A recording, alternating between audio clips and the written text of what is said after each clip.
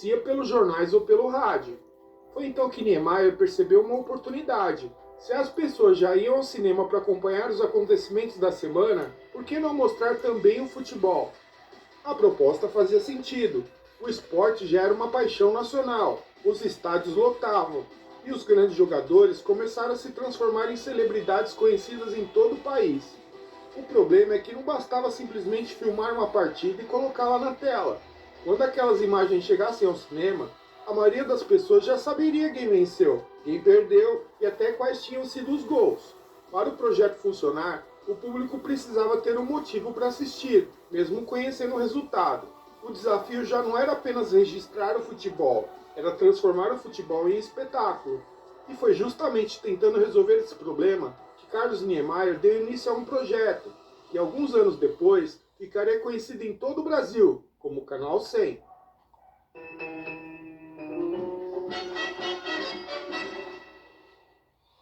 Quando o projeto começou a tomar forma no fim dos anos 50, ainda sob o nome Líder Cinematográfica, Carlos Niemeyer já tinha resolvido uma parte do problema. O futebol finalmente estava chegando ao cinema, mas ainda existia uma questão muito maior. Como convencer alguém a assistir imagens de um jogo cujo resultado já era conhecido?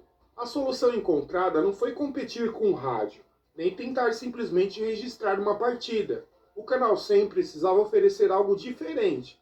Enquanto o rádio contava o que tinha acontecido, o cinema mostraria o futebol de uma forma que o público nunca tinha visto antes. Naquela época, a televisão ainda estava longe do padrão que conhecemos hoje. As poucas imagens esportivas costumavam ser registradas por câmeras fixas, posicionadas longe do gramado, e quase sempre mostrando o campo inteiro do mesmo ângulo. Era suficiente para acompanhar a partida, mas não para destacar a emoção de cada lance. Foi aí que Niemeyer e sua equipe decidiram mudar as regras do jogo. Entre eles estava o cinegrafista Francisco Torturra, que passou a utilizar equipamentos e posicionamentos pouco comuns para a época. Enquanto muita gente filmava o futebol lá do alto das cabines de imprensa, Torturra levou para os estádios uma enorme teleobjetiva de 600 milímetros e aproximou a câmera da ação.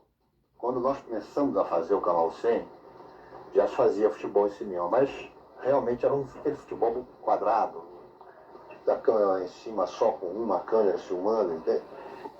Nós então achamos que era conveniente darmos um pouco de emoção ao futebol no cinema também. E começamos a estudar com os nossos câmeras. Então era o Francisco Tortura, o Liarcílio Oliveira e o Rocha, que ainda estão conosco, e mais dois, um dos quais já morreu, que era o garoto, aquele menino Aguiar, que foi um dos pioneiros nesse tipo de tomadas assim, muito próximas do campo. Nós começamos fazendo cenas assim de perna, de rosto, detalhes do jogador na hora do jogo, por trás do gol. Uma das primeiras cenas que nós fizemos. Então nós tínhamos que diminuir a velocidade da câmera para que pudesse registrar melhor. Então aí nasceram os famosos lances de futebol do Canal 100. Pela primeira vez, o público conseguia enxergar detalhes que normalmente passavam despercebidos. O pé do jogador dominando a bola, a expressão depois de um gol perdido, a tensão antes de uma cobrança de falta ou a explosão da torcida logo após um gol. E nem era preciso dizer que isso dava um pouco mais de trabalho do que deixar a câmera parada lá em cima, enquanto o cinegrafista tomava um cafezinho, fumava um cigarro e esperava o jogo acabar. Mas a grande marca registrada do Canal 100 viria de outro recurso que se tornaria praticamente uma assinatura do projeto, a câmera lenta. Os gols não eram apenas mostrados, eles eram valorizados. A bola cruzando a área, o goleiro se esticando, a rede balançando e a reação da arquibancada ganhava alguns segundos extras de vida. O resultado da partida já era conhecido, mas isso deixava de ser o mais importante. O que importava era a forma como aquele momento era apresentado.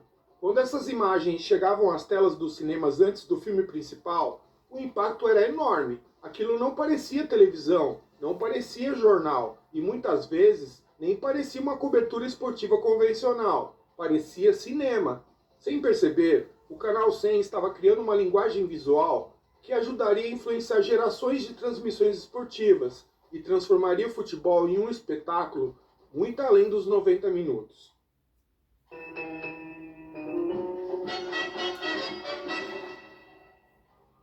depois que o Canal 100 encontrou sua linguagem, ele deixou de ser apenas uma experiência diferente e começou a se transformar em um fenômeno.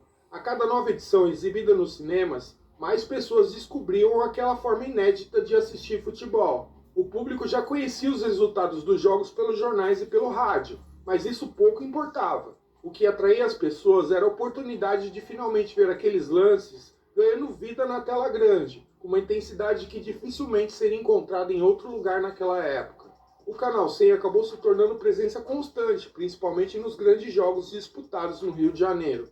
O Maracanã lotado, os clássicos decisivos e as grandes atuações dos craques brasileiros passaram a fazer parte da rotina de quem frequentava os cinemas.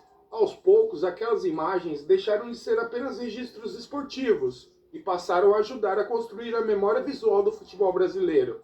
Com o passar dos anos, muita gente já entrava na sala esperando por aqueles minutos antes do filme principal. Antes mesmo da atração da noite começar, o público sabia que viriam os gols do fim de semana, as imagens da seleção ou algum momento marcante do esporte brasileiro.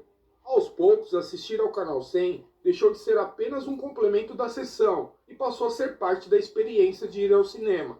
Mas o projeto não ficou restrito ao futebol carioca. Em 1958, uma equipe acompanhou a seleção brasileira na Copa do Mundo da Suécia, justamente a competição que revelou Pelé para o mundo e deu ao Brasil seu primeiro título mundial. Poucos anos depois, também registraria acontecimentos importantes da história do país, como a inauguração de Brasília em 1960. Com o passar do tempo, o Canal 100 ampliou ainda mais seu alcance. Além do futebol, passou a registrar lutas de boxe, shows, eventos culturais e acontecimentos marcantes da vida nacional. A inauguração da Ponte Rio-Niterói, as Olimpíadas de Montreal e até a visita do Papa João Paulo II ao Brasil. E tudo isso acabou entrando para esse enorme acervo audiovisual. E talvez seja justamente por isso que o Canal 100 se tornou algo maior do que um simples cinejornal esportivo. Ao longo de quase 3 décadas, suas câmeras não registraram apenas partidas de futebol. Registraram também um Brasil que estava mudando rapidamente, criando um retrato visual de uma época que hoje só existe na memória de quem a viveu.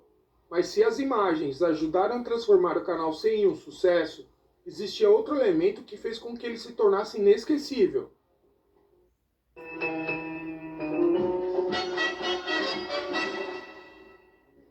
Se as imagens ajudaram a transformar o Canal 100 em um sucesso, o som foi o que transformou esse sucesso em memória.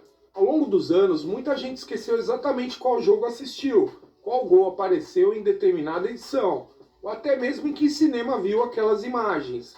Mas existe uma coisa que continua imediatamente associada ao Canal 100 até hoje, a sua trilha sonora.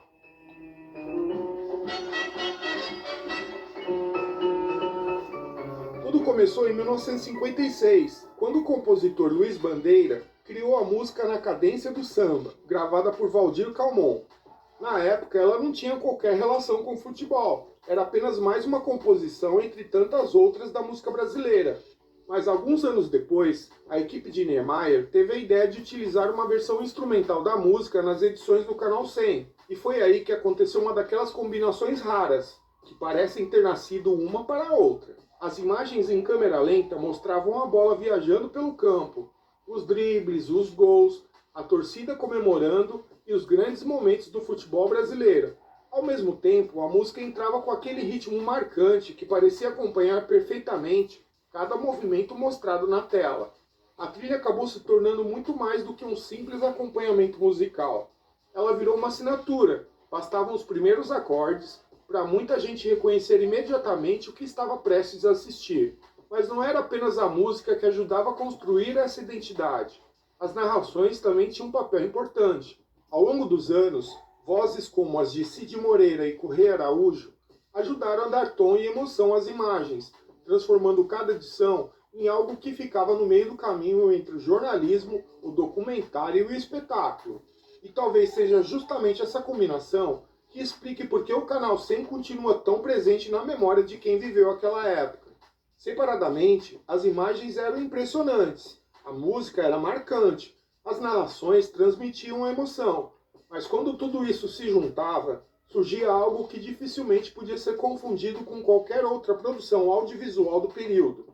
No auge da sua popularidade, o Canal 100 já não era mais uma novidade exibida antes dos filmes. Ele havia se transformado em uma referência nacional. Mas enquanto o Canal 100 atingia seu momento mais forte, uma nova transformação tecnológica começava a ganhar espaço dentro das casas brasileiras.